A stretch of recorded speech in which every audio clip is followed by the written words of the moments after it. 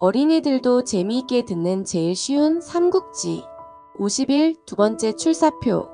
공명은 자신이 아끼던 마속이 자만에 빠져 제멋대로 군사를 움직여 계획을 물거품으로 만들 줄은 몰랐습니다. 공명은 가슴이 아팠지만 군기를 바로 잡기 위해 마속을 참수형에 처했습니다. 이를 후세 사람들은 읍참마속이라고 일컫습니다. 사사로운 감정을 버리고 엄정이법을 지켜 기강을 바로 세우는 일에 비유되는 말입니다.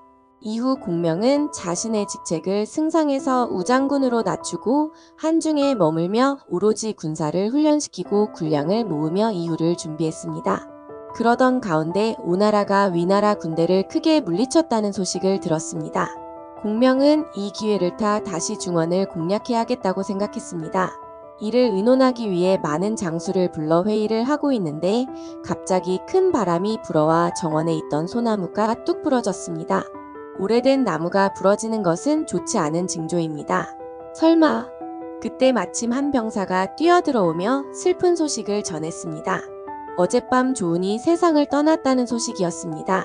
자룡이 세상을 떠나다니. 촉이 큰 장수를 잃었어. 내 팔이 떨어져 나간 듯 마음이 아프구나. 조은의 죽음을 전해들은 촉 황제 유선도 목 놓아 울었습니다. 만약 자룡이 내 생명을 구해주지 않았다면 짐은 이미 이 세상 사람이 아니었을 것이다. 이렇게 유비, 관우, 장비에 이어 조은까지도 삼국지 이야기에 큰 획을 긋고 퇴장하게 되었습니다. 이후 공명은 계획한 대로 위나라를 공격하려 했습니다. 하지만 유선이 연이은 전쟁을 반대했죠. 이에 공명은 밤새워 출사표를 써서 유선에게 전했습니다.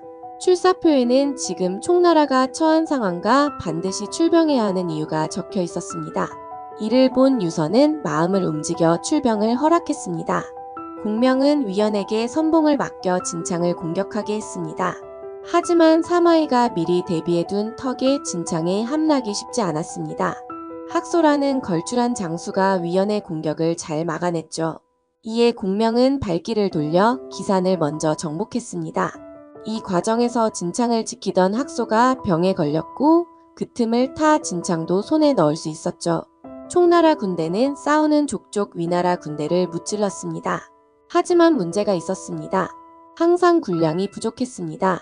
위나라는 공명의 군대가 군량이 부족하다는 것을 알고 성에서 농성하며 싸워주지 않았습니다. 결국 공명은 여러 번 전투를 치르다가도 군량이 부족해 한중으로 돌아가는 일을 반복했습니다. 공명은 그 후로도 여러 번 기산으로 출병해 사마이의 군대를 크게 무찔렀고 위나라의 명장인 장압까지 처치하는 데 성공했습니다. 하지만 군량 수송 문제로 다시 한중으로 돌아갈 수밖에 없었습니다. 이에 공명은 둔전제라는 것을 만들었습니다. 점령한 곳의 백성들과 함께 황무지를 개간한 뒤 그 땅에서 나는 곡식의 3할은 군대가 가지고 나머지는 백성들이 가지게 하여 군량의 부담을 덜었습니다. 백성들도 농사지을 땅이 늘어나 서로에게 도움이 되는 정책이었습니다.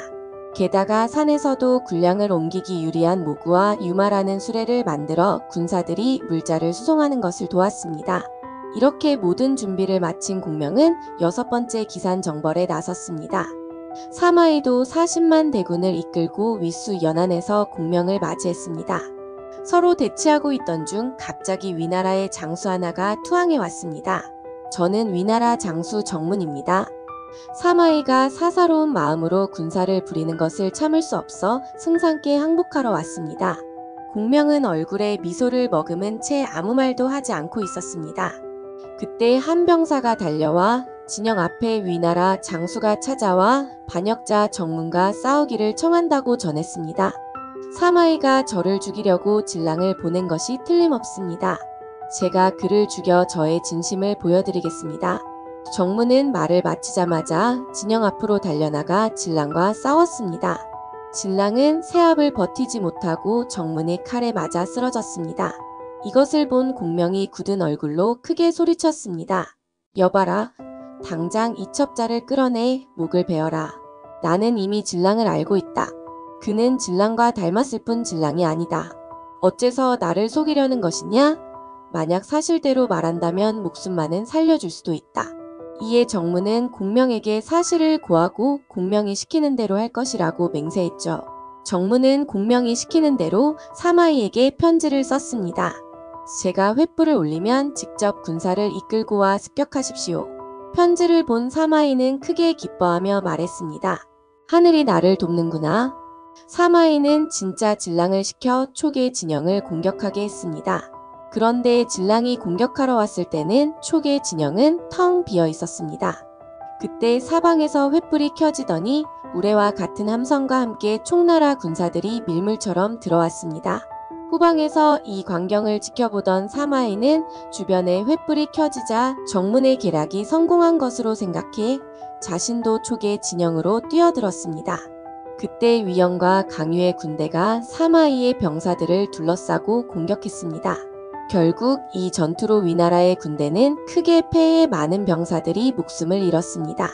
간신히 목숨만 건진 사마이는 패잔병들을 이끌고 위나라 진영으로 돌아갈 수밖에 없었습니다. 다음 편은 공명이 사마이와 계속 싸우는 이야기를 들려드릴 거예요. 그런데 이 이야기는 삼국지 연의에는 있지만 정사 삼국지에는 없는 이야기입니다. 아무래도 촉의 입장에서 쓴 소설인 연의이기에 제갈량의 이야기를 더욱 많이 하고 싶었겠죠. 다음 이야기는 이런 관점에서 들어주시면 감사하겠습니다. 다음 이야기 호로곡 전투도 기대해주세요.